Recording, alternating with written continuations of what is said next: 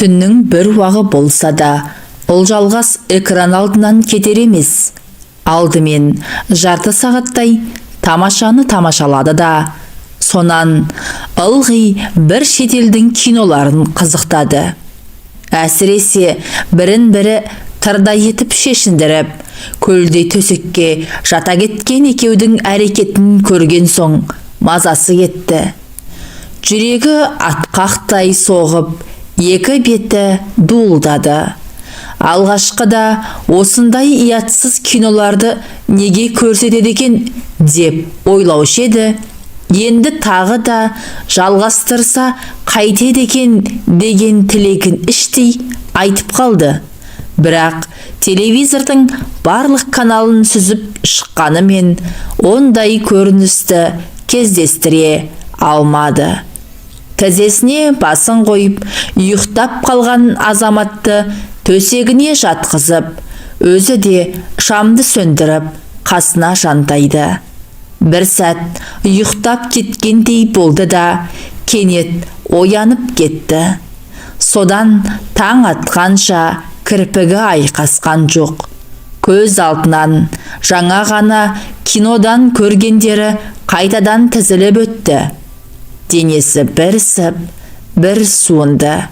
Үстіндегі көрпені теуіп тастап, астындағы ақжайманы үстіне жапты. Біраздан соң одан тітіркеніп жаурағандай болды да, қайтадан көрпе жамылды. Енді байқады, көрпенің мақтасы іртік-іртік болып түйдектеліп кеткен екен. Ертең сөгіп алып, біраз түтіп, қайта салмасам болмайды екен, деп ойлады. Бұл көрпені Базарбай екеуі үйленгенде шешесі көрші кемпірге қаптыртып, қасына екі көрпеше мен екі жастық қосып, соңынан алып келген еді. Ойлап қараса, оған да 4 жылдай болып қалыпты. Көрпені қайтадан ашып тастады. Қызуы көтеріліп, жүрегі қысылып кеткендей болды. Жаңағы киноны бекер көрдім деп ойлады Ұлжалғас. Кеш болса, жалп етіп сөніп, жарықта сөнбей қалды қасақана. Ақыры болмаған соң жеңіл киініп, ауызғы бөлмеге шықты. Жарықты жағып, кітапханадан әкелген бір-екі кітапты парақтады. Бірақ оқи алған жоқ. Есіне қайтадан Базарбай түсті. Ауылдағы 9 жылдықты бітіріп, қалаға 1 жыл оқыған соң, совхоз орталығындағы мектепке ауысқанда, Базарбай соңғы сыныпта оқитын екен. Онымен көрші ауданға мақта терімге барғанда жақынырақ танысты. Ұзын бойлы, бұйрабас жігіт бір көргеннен айналшықтап соңынан қалмай жүрді де, тез икемдеп алды. Әңгімешіл Базарбай гитараға қосылып әнде айтады екен. Ұлжалғастың мақтасын теріп, қабын арқалап, әй-шәйге келтірмеді.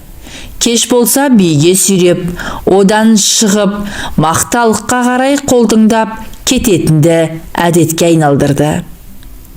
Талдардың тасасына апарып құшақтап, сүйіп, есінен тандырды. Сондай бір күні қырманда жиналған мақтаға көміліп, таң атқанша жатты. Енді өмірлік бірге боламыз, деді Базарбай. Енді екеуміз бір адамбыз, бір адамдай болып бірігіп кетеміз. Мына үстіміздегі киімдер бізді бөліп тұрмауы керек. Базарбай жалма-жан киімдерін шешіп, соңынан мұны да шешіндірді.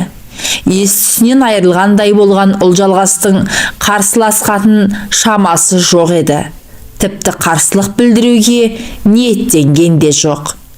Тек екі бұтының арасы пышақ кескендей шым ете қалғанда ғана қатты ауырсынып, төменгерінің қыршып алды.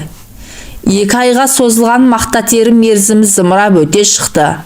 Ауылға оралғанда оларда 3-4 күн демалыс берілді де сабақ қайта басталды. Көп ұзамай Ұлжалғастың мазасы кете бастады. Басы айналып, жүрегі айныды. Алғашқыда не болғанын қыз түсінген де жоқ. Тағы да 1-2 айдан соң іші томпайып өсе бастағанда 2 қабат болғанын біліп зәресі ұшты. Ешкімге көрсетпей оңашада 2 көзіне ерік берді. Көзінен сорғалаған жас кеудесіне құйылды. Ондай сәтте Базарбай есіне түседі. Ол алғашқы кезде біраз келіп жүрді де, бұл ауруын себеп қылып кездесуге шықпай қойған соң жоламай кеткен. Ұлжалғастың нағашы әпкесінің үйінде тұрушы еді. Әпкесіне жылап отырып шынын айтқаны. Ауылдан әке шешесі келді, айқай-шу шықты. Ақыры үлкендер араласып, Базарбаймен қосылды. Әбүйір болғанда ата-енесі жақсы адамдар екен. Совхоз директорына айтып жүріп, Базарбай екеуіне 2 бөлмелі осы үйді алып берді. Жазға қарай өмірге Азамат есімді ұлдары келді. Базарбай мектепті бітіріп, совхозға жұмысқа кірді. Ойы осы араға келгенде, Ұлжалғас бөлменің сол жақ бұрышына орналасқан трюмоның алдына барды. Жөнді ұйықтамағандықтан болар, 2 көзінің айналасы іскен сияқты. Тарқатылған шашы қолбырап кеткен. Айнаға жиі қарап, өзінің көркіне ерекше мән беретін Ұлжалғас жалма-жан тарақты алып, шашын тарап, көзін сүргілеп, бетіне опа жағып, ернін бояп, өзін тәртіпке келтірді. Жоқ, қорқатындай емес, ақша беті албырап, 2 көзі жәудіреп, жұтынып ақтыр. 20-дан асып, 21-ге табан тіреген келіншек нағыз зар күйінде. Әттең, қасында Базарбай жоқ. Мектепті бітірген жылы күзде Базарбайды әскерге алып кетті. Военкоматқа жас баласы бар деген анықтама апарып еді. Оған қараған жоқ. Бала 1 жасқа толғанша отсрочка алуға болады екен. Бірақ Базарбай міндетімді тез өтеп қайтайын деп кете барды. Осыдан 1 жыл өткен соң Базарбай командирінен алғыс алып, 20 күндей демалысқа келіп кетті. Ұлжалғас күйеуін тосырқап қалған екен. Кейбіреулердей алдынан жүгіріп шығып, мойнына да асылған жоқ. Қайта Базарбай мұны құшақтай алып, ернінен сүйіп, сағынып жеткенін білдірді. Есесіне барлық қызық түнде оңаша қалғанда басталды. Базарбай 1 жылдың ішінде 2 иығы 4 бақтанып, аяқ қолының бұлшық еттері ойнап, әулетті жігітке айналыпты. Үркектеп қалған келіншегін қойнына алып, құмардан шықты. Ұлжалғас өзінің әйел екенін енді сезінді. Еркектің салмағына езіліп, бойына тараған әлдебір ыстық нәрсенің әсерінен 62 тамыр балқып, ләззат алды. Базарбайды әскерден келгенде тосырқап қарсы алған Ұлжалғас енді қайтып кетерінде сыңсылап жылап, мойнынан тас қылып құшақтап, қимай қоштасты. Бұған дейінгі 1 жыл елеусіз өте шыққан екен. Енді әрбір түннің, күннің өтеуі мұң болды. Кеш болды дегенше өзін қоярға жер таппайды. Амалсыздан Базарбайдың суретін қолына алып, мезгіл-мезгіл шөлпілдетіп сүйіп, хат жазатын болды. Бұл да бір дәурен екен. Сағыныштың отына күйдіріп, тағы 1 жыл әніміне өтер шығар деп жүргенде, Базарбайдың әскери дайындық кезінде опат болғаны туралы қаралы хабар жетті.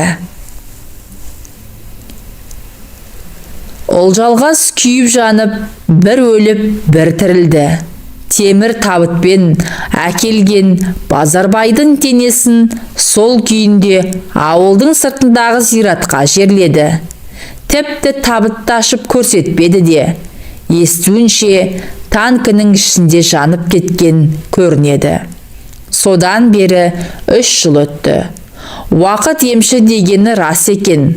Алғашқыда көзінің жасы құрғамай, қайғуын ішкен уын бұл ағайын құрбы құрдастың көмегімен қайтадан басын көтеріп, тағдырдың жазғанына көндіге бастады.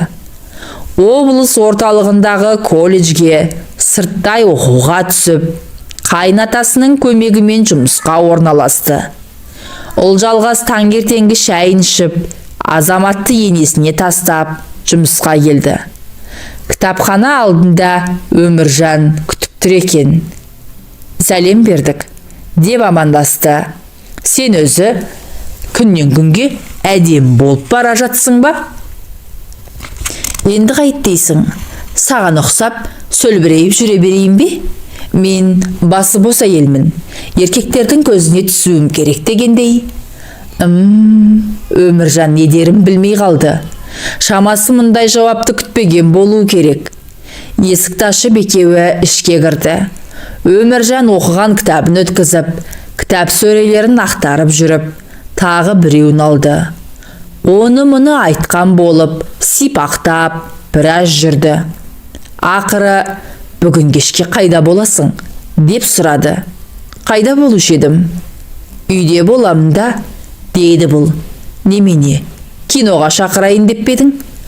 Жоқ, бүгін клубта кино болмайтын күн ғой. Жай, әншейін сұрадым. Жалпы, Өміржан момын жігіт. Жоғары білімді, мектепте мұғалім болып істейді. Әлі үйленбеген. Күнде болмаса да, кітапханаға күнара келеді. Дәл бүгінгідей ерте келіп, Ұлжалғасты күтіп тұрады. Оның осылай келіп кетуі соңғы кезде Ұлжалғастың ызасын келтіре бастады. Онда мен кеттім, деді Өміржан. Кетсең, жолың болсын. Қайтып келмесең де болады деп айта жаздады. Өміржан маған сөз салатын шығар деп дәмеленіп жүрді ол. Келген сайын мұны ұнататын кейіп танытады. Әр нәрсені сұрайды. Әзілдескен болады. Одан әріге бармайды.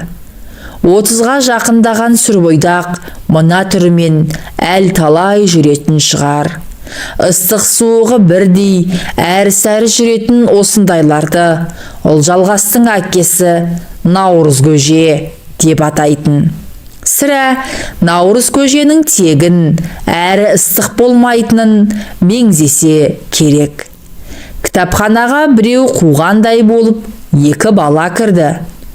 Менің атым Қожаны беріңізші, деді бірі. Өздері те қожадан айнымайды. Ұлжалғастың көңілі көтеріліп, жүзіне күлкі үйірілді. Балалар шығып кеткен соң, Жидекүл апай келді. Ұзақ жылдар мектепте мұғалім болған қария кітап оқудан жалықпайды. Кезінде Ұлжалғастарға да тарихтан сабақ берген. Хал жағдай сұрасып, іш тартып тұрады. Басқа түскен пәлекетке мойыма, әлі ақпағың ашылар, басың жас қой, дейді. Аңдамай, тағы да бір нәрсеге ұрынып жүрме, деп қосып қояды. Мезгіл түске жақындағанда, совхоз директорының хатшысы келіп, бастыққа шақыртып кетті.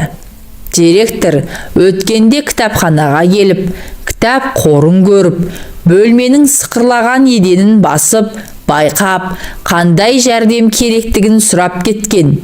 Мүмкін сол мәселемен шақырған болар. Әлде кітапхананы аралай жүріп, оның үсті басына қарағыштап, екі көзімен ішіп жеп кетіп еді, кім білсін. Ұлжалғас кабинетке кіргенде, бастық орнынан қарғып тұрып, оның қолынан алып, қарсы алдына отырғызды да. Халің қалай айналайын, деді. Жаман емес. Кітапханаға келушілер бар ма? Әрине, бар. Айлық алып тұрасың ба? 3 айдай болып қалды. Ақша жоқ деп бермей жатыр ғой. Иә, ақша жағы қиын болып тұр. бірақ саған бергіздіремін. Осыны айтып директор орнынан тұрып кетті.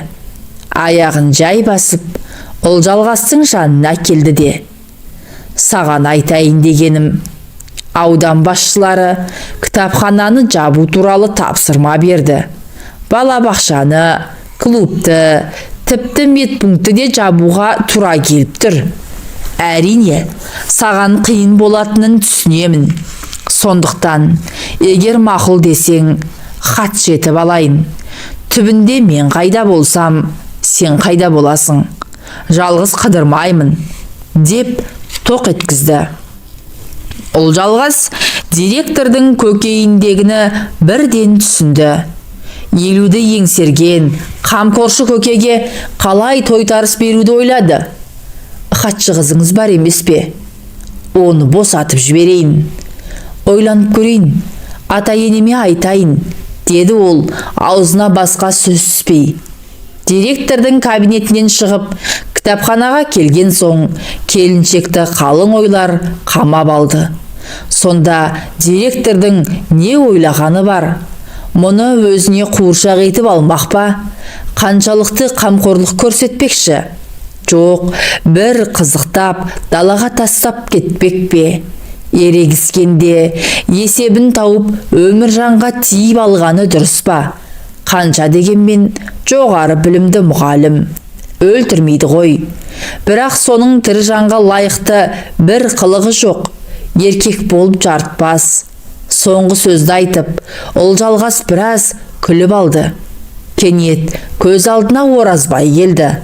Айтпақшы, ары өткенде, бері өткенде, түйедей тракторын қаңтарып қойып, 15 минутқа кіріп шығатын сабаз соңғы кезде неге жоқ болып кетті? Оның есіне қылмиған қатыны күйеуін аңдып, құлағын түріп, 2-3 рет келіп кетті. Түк білмегендей, біздің Қарадау қандай кітап оқып жүр, дейді іштей. Өзің сұрамайсың ба? Деді күбірлеп ол. Зымыра, япырмай, Құдай-ай, Құдай сүйер бұл қылығы болсайшы, зымияндығы бетіне шығып тұрады. Осыны ойлап болғанша, есіктің алдына тракторын сөндіріп, Оразбайдың өзі де кіріп келді. Сәлем, Ұлжалғас, деп жүгіріп келіп оның қолынан алды. Тіпті қапсыра құшақтап сүймекші де болды. Бұл ыңғай бермеді. Халің қалай? Көрмегелі көп болды, сағынып та қалдық қой. Сағынсаң келе бермейсің бе? Кім сені тұсап қойған? Сол аяққа тұсау болып жүрген шіркін құтылмақшымын. Не істейтінсі жоқ, не туған баласы жоқ. Аңдығаным мен, күнде ұрыс, күнде керіс. Енді қайтсын ол бейшара? Соның жағдайын жасаудың орнына сен болсаң жүгіріп маған келесің. Бүйтіп күйдірмеші Ұлжалғас. Мен оны емес, сені сүйемін, тек сені ғана. Ұзақ үнсіздік орын алды. Айтқанды да, айтпағанды да, не? Бәрі түсінікті еді. Ұлжалғас та кетер емес, бірақ араларындағы тағы бір адамның тұрғаны анық. Оразбай не істерін білмей, біраз тұрды да қоштасып шығып кетті. Бүгінгі күн ерекше күн болды. Совхоз директоры ақыры шыдамай бетпердесін сыпырып тастады. Оразбай болса көңілдегісін айтып салды. Ал Өміржан, оның жағдайы бұрыннан түсінікті. Ендігі таңдау Ұлжалғастың өзіне қалды. Тағы да 5-6 күн өтті. Күн сәскеге таянғанда Ұлжалғас сүйретіліп орнынан тұрып төсегін жинады. Қолына сыпырғы алып, есік алдын тазалады. Азаматқа тостақпен сүт ысытып беріп, қолына бір үзім нан ұстатты. Күндегі әдетімен баланы енесінің үйіне тастап, кітапханаға келді. Бекерақ келген екен, мұны іздеп жатқан ешкім көрінбеді. Әдетте совхоздың партогы, рабочкамы, кейде ауыл советтен немесе аудандық мәдениет басқармасынан өзін әдіскермін деп таныстырып, біреулер бас сұғып, әлдебір мағлұматтар сұрап, жыл сайын көшіріліп жазылатын жылдық жоспардың бір данасын алып кететін. Биыл ол да жоқ. Кітаптарды арқалап әкетсең де мейлің. Тек кітапхананың 10 шақты байырғы оқырмандары іздемесе. Түске таман зілденіп Оразбайдың әйелі келді. Сен менің пайыма көз салғаныңды қашан қоясың? Деп аузына ақ ит кіріп, көк ит шықты. Ол жалғас болса, әпшәу, көшеде көрсем, көрмегендей өте шығамын. Өзің осында келіп, анда-санда бір-екі кітап алып кететінің.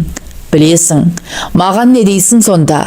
Байыңызға өзіңіз еге болмайсыз ба? Дейді. Анау бет бақтырар емес. Жанжалдың үстіне совхоз директорының тікбақай хатшысы келіп кірді. Ұлжалғасқа бір тілім қағаз ұстатты. Бұйрықтың көшірмесі екен. Онда штат кестесінің қысқаруына байланысты кітапханашы Мәмбетбұлова Ұлжалғас қызметтен босатылады деп жазылыпты. Енді қарайлайтын еш нәрсе қалған жоқ. Есікті құлыптап сыртқа шықты. Ауа райы бұзылып, өкпек жел соғып тұр екен. Қаптаған қара бұлт жөңкіліп барады. Ұлжалғас үйіне қарай лібіп келеді. Жол жөнекей ата енесіне бұрылып, азаматты да алмады. Үйге кіріп, есігін іштей іліп алды да, шешінбестен төсегіне құлап кетті. Қыстығып ұзақ жылады. Әлде кімдерге лағнет айтты. Бірақ кімге? Көз алдына тағы да Базарбай келді. Тыныш қана оқып жүрген қызды азғырып, ақыры бір баласымен тастап, елден бұрын әскерге кетіп, жоқ, Базарбайға тіл тигізбеймін. Ол өзіне өзі өлім тілемейді. Жоқ, Базарбайдың кінәсі жоқ. Онда Өміржан кінәлі. Ол неге Базарбайдай бола алмайды? Түріне қарасаң әп-әдемі жігіт. Бірақ сондықтан да ол суып қалған наурыз көже, шірік. Анау директор совхозды таратып жеп, енді мұның да дәмін көріп, түкіріп тастамақшы. Арам. Оразбай, жігіт ақ қой, ақ көңіл. Анау қайтынға қайдан тап болған екен? Бақытсыз еркек. Өзін бақытты ете алмаған жанға өзгені бақытты етер ме? Бұған үлкен бақыттың да керегі жоқ. Өз оққан кітаптардай махаббат та күтпейді. Мұның білуінше, шынайы махаббат иелері бақытты бола алмайды. Ұлжалғасқа салса, тек әншейін өзін ұнататын, отбасына адал, азамат екеуін асырап сақтайтын ден сау еркек болса, бұл оған әдемі бір қыз суып берер еді. Күн кешкіріп, батуға айналды. Екі шекесі солқылдап, ауырып барады. Орнынан тұрып, киімдерін ауыстырды. Сыртқа шығып, беті қолын жуып, шай қойды. Таңертеңнен бері нәр тартпағаны есіне түсті. Табаға сарымай шығырып, 2-3 жұмыртқа жарып, тамақ ішті. Ойлап, таң атса, әке шешесінің үйіне қайтып көшіп баруға бекінді. Базарбай қайтыс болған соң-ақ, іле-шала әкесі келіп, көшіріп әкетпекші болған. Бірақ бұл Базарбай екеуі түтін түтеткен қуыршақтай үйлерін қимай қалып қойған. Енді қараса, еркегі жоқ үй азынаған ат қорадан артық емес екен. Әдеттегідей телевизорды да қоспады. Алдамшы нәрсе. Өңкей бір ойдан шығарылған оқиғаларды көрсетеді. Мына өмірде оның біреуі де жоқ. Әсіресе анау шетелдік сериалдар, үлде мен бүлдеге оранып, еріккен, ерегіскен жандар. Ал біздің елде әкім қаралардың алдында өтірік айтып, қолды құрған біреулер, күтібініп мақтанатындар, бастықтар. Тура біздің совхоздың директоры дерсің. Олжалғас Азамат екеуінің киімдерін түйіншіктерге түйді де, қалған заттарды ертең жинастырам деп шамды сөндіріп төсегіне жатты. Артыншақ есік қағылды. Жалма-жан үстіне кереует басына ілінген халатын жамылып есікті ашты. Оразбай екен. «Нағып жүрсің?» деп сұрады Олжалғас. «Ашесіңді, айтатын әңгіме бар. Ертең айтасың. Бүгін кеш болып қалды.